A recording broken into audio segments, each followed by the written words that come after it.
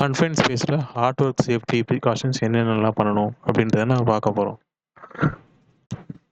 Y hot work in confined space is dangerous. Confined ஸ்பேஸில் hot work பண்ணும்போது என்னென்ன dangerous இருக்குது அப்படின்னு பார்த்தோம்னா, ஸ்பார்க் உருவாகும், ஃப்ளேம் உருவாகும், இன்னொன்று ஆக்சிஜன் டிஃபிஷியன்சி இருக்கும். ஸோ ஆக்சிஜன் டிஃபிஷியன்சி இருந்தால் சுவாசிக்க முடியாது. Then flammable gas and vapours, அதாவது ஆல்ரெடி அந்த டேங்க்கில் வந்து some flammable gas and vapours வந்து அந்த டேங்கோட ஒட்டி இருக்கலாம். ஸோ அதனால் ஃப்ளேம் ஆகிறதுக்கும் வாய்ப்பு இருக்குது.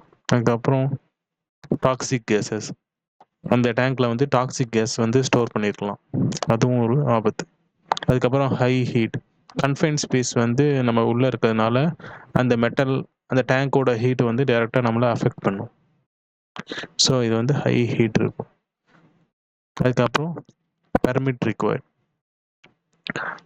கன்ஃபைன்ட் ஸ்பேஸில் ஒர்க் பண்ணுறதுக்கு என்னென்ன பெர்மிட்லாம் வேணும்னா, கன்ஃபைன்ட் ஸ்பேஸ் என்ட்ரி பெர்மிட், அதுக்கப்புறம் உள்ள ஹார்ட் ஒர்க் நடக்குதுன்னா ஹார்ட் ஒர்க் பெர்மிட், அதுக்கு முன்னாடி வந்து ஐசோலேஷன் சர்டிஃபிகேட்.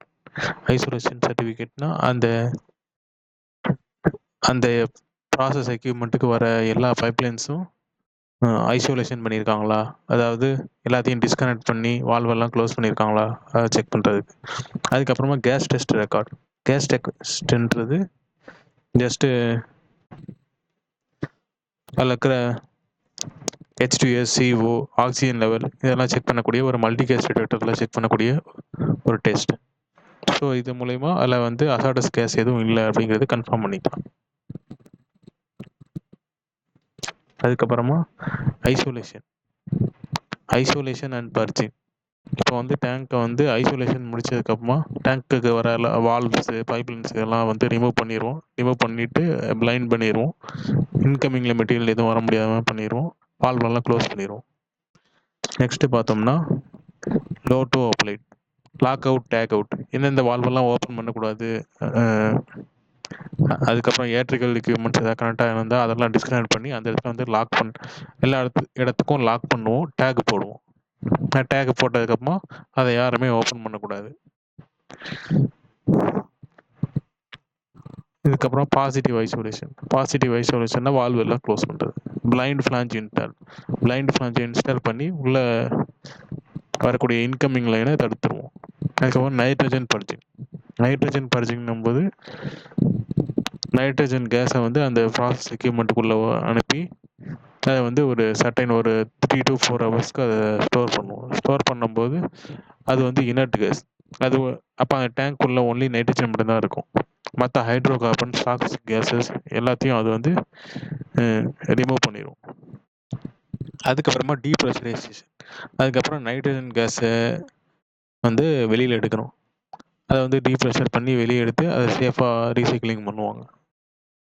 அதுக்கப்புறம் CO 050, CO கார்பன் மோனாக்சைடு, இதுவும் ஒரு டேஞ்சரஸான கேஸ். ஸோ இதை வந்து 0 ppmல இருக்கான்னு நம்ம செக் பண்ணிக்கணும்.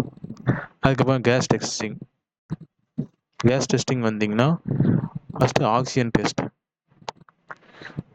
டெஸ்ட்டில் ஆக்சிஜன் லெவல் எவ்வளோ இருக்குது, மல்டி கேஸ் டிடெக்டரை வச்சு செக் பண்ணுவோம். இது வந்து பம்பும் இருக்கும், இல்லை சில இதில் வந்து பம்பு கூட அட்டாச் ஆகிருக்கும். ஆக்சிஜன் லெவல் எவ்வளோ இருக்குது, LEL லெவல் எவ்வளோ இருக்குது, இதெல்லாம் வந்து நம்ம பார்க்கணும்.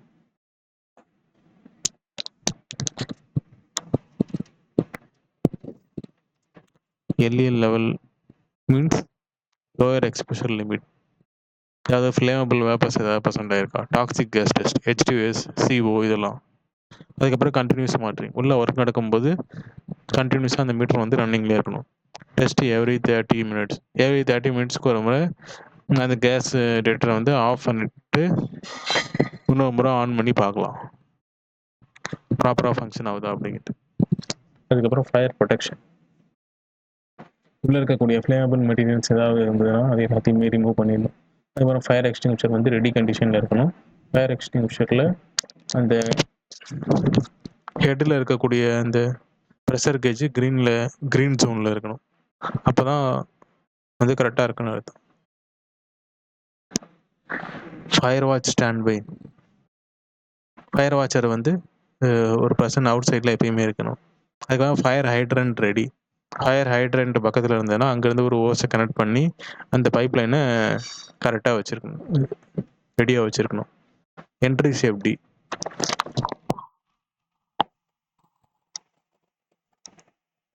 ஒன்லி ட்ரைனடு ஒர்க்கர்ஸ் மட்டும்தான் உள்ளே என்ட்ரி ஆகணும். கான்ஃபரன்ஸ் ஸ்பேஸ் என்ட்ரிக்கு ட்ரைனிங் முடித்தவங்க மட்டும்தான் உள்ளே என்ட்ரி ஆகணும். இன்னொன்று ஸ்டாண்ட் பை ரெஸ்கியூவர். இன்னொன்று வென்டிலேஷன் ப்ளோவர். இப்போ நம்ம உள்ளே என்ட்ரு ஆகிறதுக்கு முன்னாடி வென்டிலேஷன் ஃபேன் வச்சு கொடுத்துருவாங்க. மேலே வந்து ஏர் எரெக்டர், கீழே வந்து வென்டிலேஷன் ப்ளோயர், மேலே வந்து ஏர் எரெக்டர்.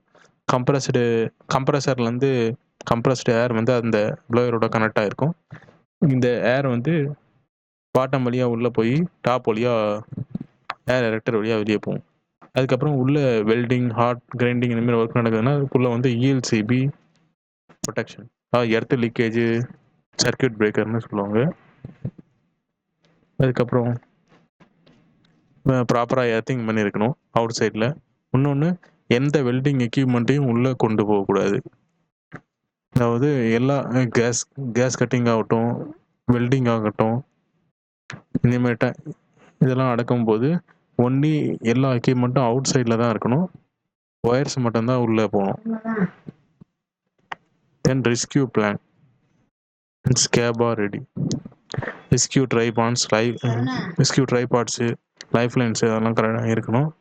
இன்னொன்று ஃபஸ்ட் எய்டு கிட்டு, ஆம்புலன்ஸ், இதெல்லாம் வந்து ஃபயர் ப்ரொடெக்ஷன் டீம்கிட்ட அவங்கள்ட்ட இருக்கு.